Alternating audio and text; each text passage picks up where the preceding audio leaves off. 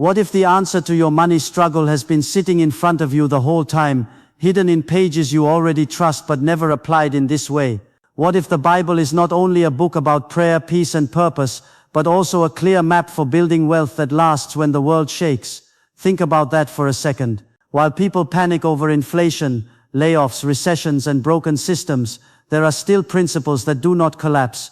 There are patterns that still work. There are kingdom ideas that do not expire. And tonight we are pulling those ideas into the light. This is not hype. This is not fantasy. This is not empty motivation that sounds good for 5 minutes and changes nothing by tomorrow morning. This is a serious wake-up call, because many people are asking God for increase while ignoring the wisdom He already placed in their hands.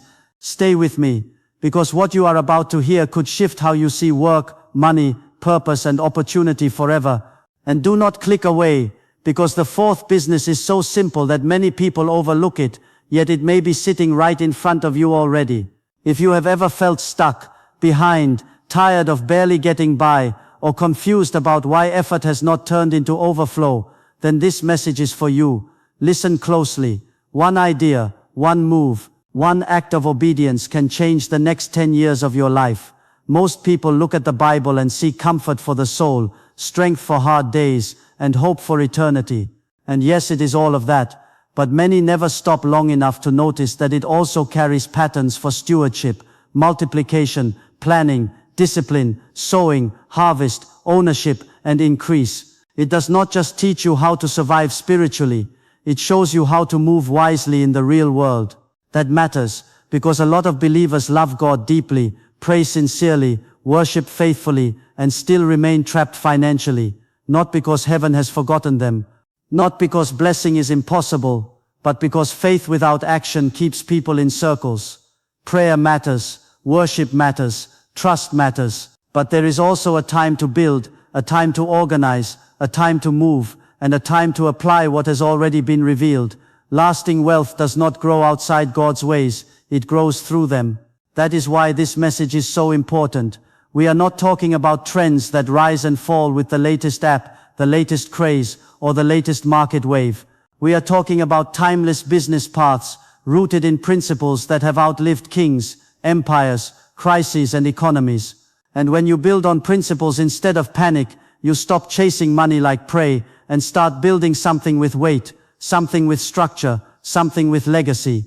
Keep watching, because once you see these 4 paths clearly, you may never look at your gifts, your land, your knowledge, or even your daily movement the same way again. The first business model is this: more than one stream, not chaos, not distraction, not doing everything at once, but wise diversification. Life is uncertain, storms come, markets shift, jobs disappear, doors close without warning. And if all your income hangs from one weak thread, one sudden shake can throw everything into panic. That is why depending on only one source can be dangerous. A wise person learns to build layers. Maybe you have a job, but you also have a skill. Maybe you work full-time, but you can also teach, coach, write, design, consult, bake, repair, create, or sell. Maybe your main income pays the bills, but your side gift could build the future. Think about how many people are sitting on buried value. They know how to explain things clearly, but never mentor. They know how to write, but never publish. They know how to solve problems, but never package that solution into a service. They have experience people need, yet they keep treating it like nothing. That has to change. One stream may keep you alive, but several streams create strength. Several streams create resilience. Several streams create breathing room when one area slows down. And let me say this clearly, because somebody needs to hear it. The gift you keep calling small may be the very thing meant to multiply your income. Do not wait for a perfect setup. Start where you are. Start with what you know. Start with what is already in your hands. Small does not mean weak. Hidden does not mean useless. And if this first point is already speaking to you, stay with me, because the next one is about something people have chased for generations for a reason. The second business model is land, property and real estate. There is something powerful about owning what cannot be printed overnight, copied by everyone, or replaced with a new trend next month.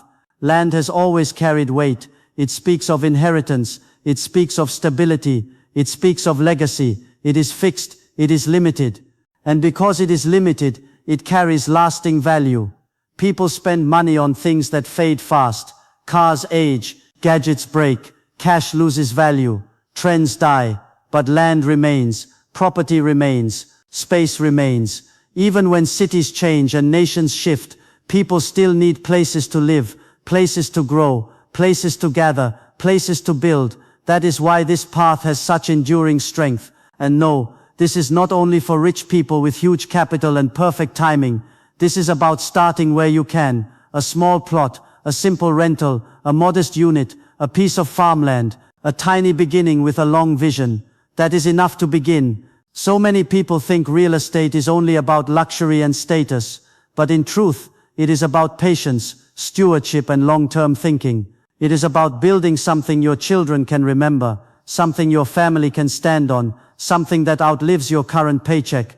And even if you cannot buy today, start learning today. Study areas, study value, study timing, study maintenance, study ownership. Prepare your mind before your money arrives, because opportunity often appears first to the person who prepared before the door opened. Do not scroll past this idea too quickly. Sometimes the most life-changing move is not flashy at all. Sometimes it is quiet, solid, and deeply rooted, and that is what makes it powerful. The third business model is one many people overlook because they cannot touch it with their hands.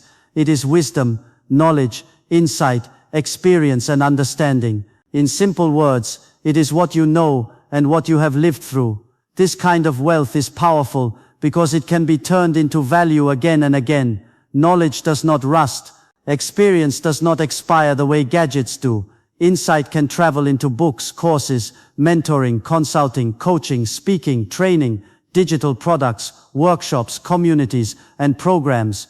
If you have solved a problem, learned a lesson, overcome a pain, built a method, or gained skill through years of struggle, you may already be carrying something valuable. People often say, I do not own much. But the real question is, what do you know? What have you survived? What have you learned the hard way? What can you help others avoid? That is where hidden value often lives. A teacher can build an academy. A parent can guide struggling families. Someone who overcame addiction can help others break free. Someone who learned discipline after years of chaos can teach structure. Someone who built a small business from nothing can coach beginners. Every scar can carry instruction. Every lesson can become light for someone still in darkness. And the world pays for clarity. It pays for solutions. It pays for transformation. So do not dismiss your story as ordinary. Do not throw away the years that shaped you. Nothing is wasted when it is placed in the hands of purpose.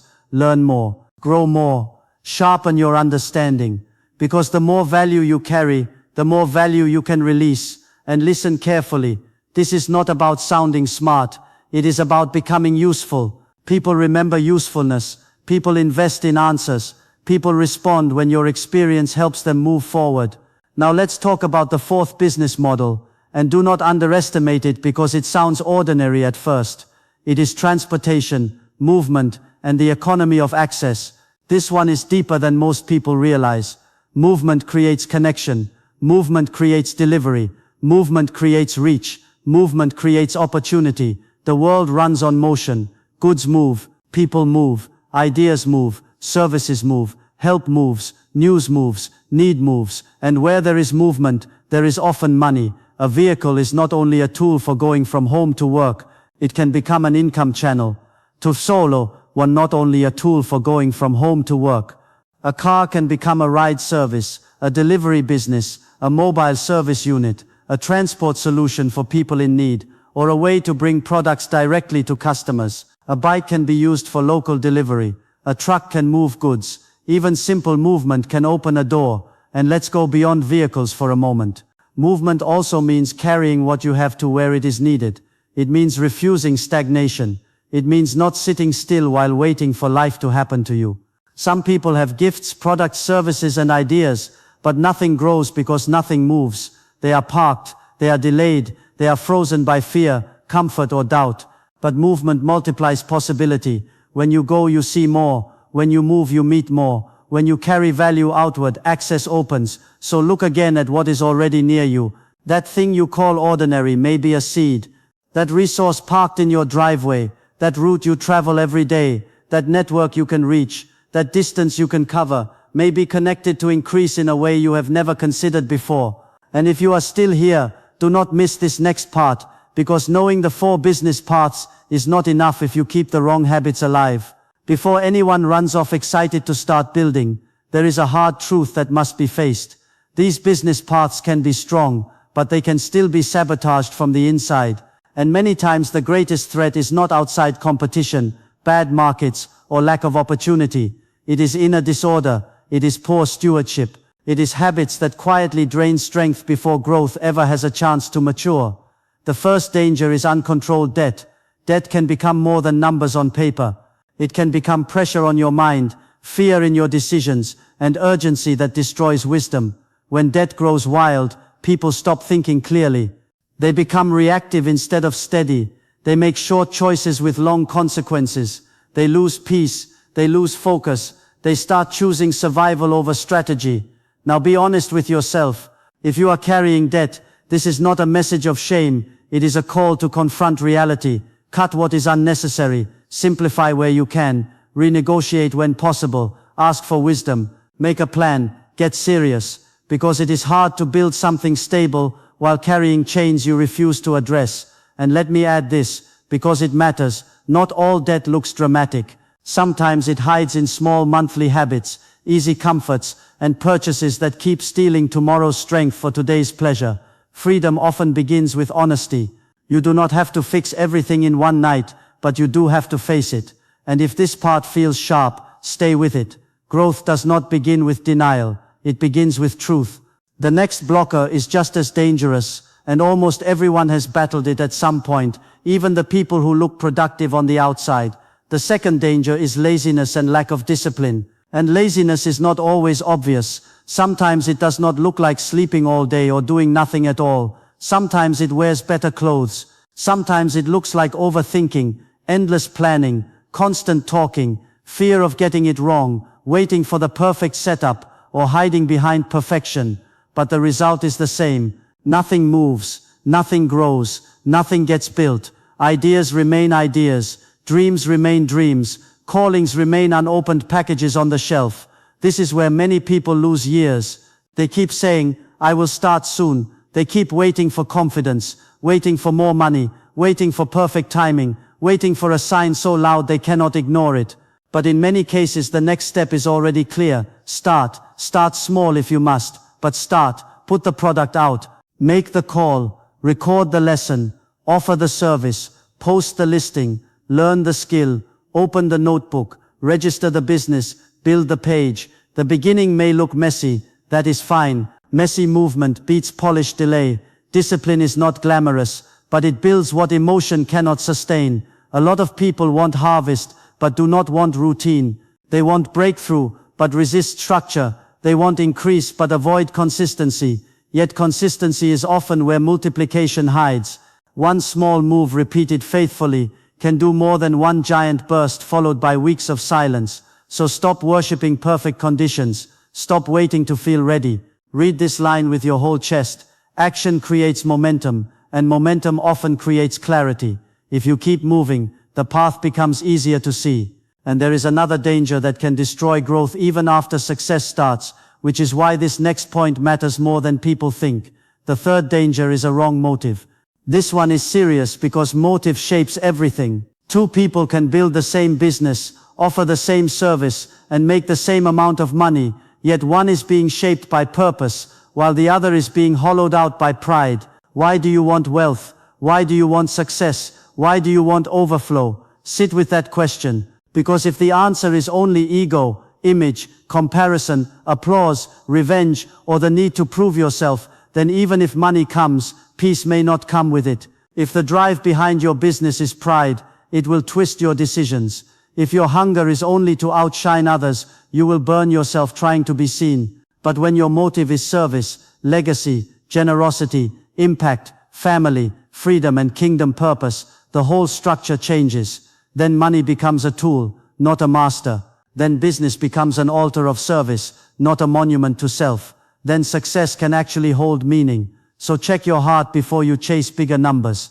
Ask yourself what your increase is meant to do. Is it only for display, or is it also for building, helping, lifting, funding, creating, restoring, and opening doors for others? Motive matters, because it determines what kind of person success will reveal.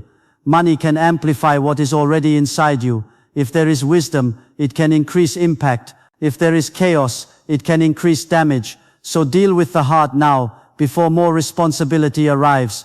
Do not ignore this. Some people are not being protected from success because they are weak. They are being protected because their motive still needs cleansing. And once the heart is aligned, the final blocker becomes even more important. The fourth danger is refusing to release. In simple words, it is the habit of holding too tightly, giving too little, and living from fear instead of trust.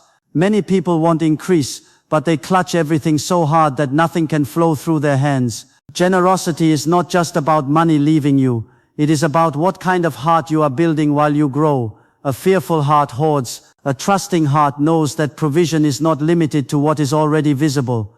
When people become trapped in the fear of not having enough, they start living closed hands, closed vision, closed compassion, closed faith. And when everything stays closed, flow slows down.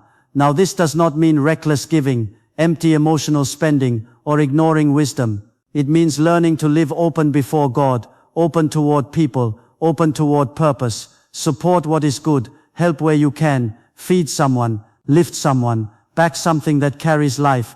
Give with intention, give with wisdom, give with a heart that says, I am not owned by fear. Because generosity breaks the grip of lack on the human soul. It trains you to believe that provision has a source deeper than your salary alone. It reminds you that increase is not only for consumption, it is also for contribution. And here is what many never realize. Some people are asking for larger harvests, while refusing to become larger channels. But increase requires capacity. It requires openness. It requires trust.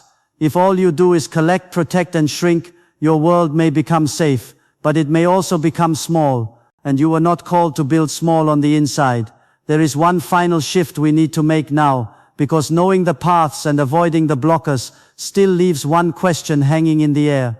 The real question is simple. Will you apply what you already know? That is the dividing line. Not inspiration, not emotion, not agreement, application. Many people hear truth, feel stirred for a moment, and then return to old habits by morning. But transformation begins when a message turns into a move. This is where financial change starts. Not with fantasy, not with a miracle mindset that does nothing. It starts with obedience, discipline, discernment, and steady action. Maybe your next step is to develop a second stream. Maybe it is to study property seriously for the first time. Maybe it is to turn your experience into something teachable. Maybe it is to use your movement, your vehicle, your route, your access as part of a bigger purpose. Maybe your first move is not glamorous at all. Maybe it is budgeting. Maybe it is killing debt. Maybe it is waking up earlier. Maybe it is learning to say no. Maybe it is getting consistent for 30 days straight. Do not underestimate simple obedience. Great structures are not built in one dramatic moment. They are built through repeated faithfulness. One brick, then another, and one day what looked small becomes undeniable. If your finances have felt delayed, do not assume your future is broken. It may simply be waiting on alignment. It may be waiting on structure. It may be waiting on you to stop praying around the answer and start walking in it. Take that seriously, because you are not too late. You are not disqualified. You are not too old to begin again, and you are not too far behind to recover ground. But recovery has a price. It costs comfort. It costs excuses. It costs delay. And the people who accept that price often build the strongest future. So here is the charge. Build, move, start, stretch, learn, sow, simplify, create. Do not just admire these ideas. Use them. If you have a gift, multiply it. If you have knowledge, package it. If you have access to land, study it and build toward it. If you can move, carry value where it needs to go. If debt is choking your options, confront it. If laziness has disguised itself as planning, expose it. If your motive has been pride, cleanse it. If fear has closed your hand, open it again. This is how change begins. Not in theory, but in practice. Not someday, but step by step starting now. And let me leave you with this picture. A person who builds on noise may rise fast and fall hard, but a person who builds on truth, discipline, wisdom and obedience creates something that can stand through pressure. That is the kind of prosperity worth chasing. Not shallow success, not performative wealth, not borrowed shine, real strength, rooted strength, the kind that blesses your house, steadies your mind, feeds your future, and touches the next generation. So do not walk away from this like it was just another message. Treat it like instructions. Rewind it if you need to. Write down your next move. Pick one step tonight. Then take it. Because once truth becomes action, action becomes momentum, and momentum can open doors you never thought possible. And if this message hit you deeply, then do not stop here. Sit with it, act on it, live it. Because when you build with wisdom and move with purpose, you are not just chasing money, you are building a life that can stand.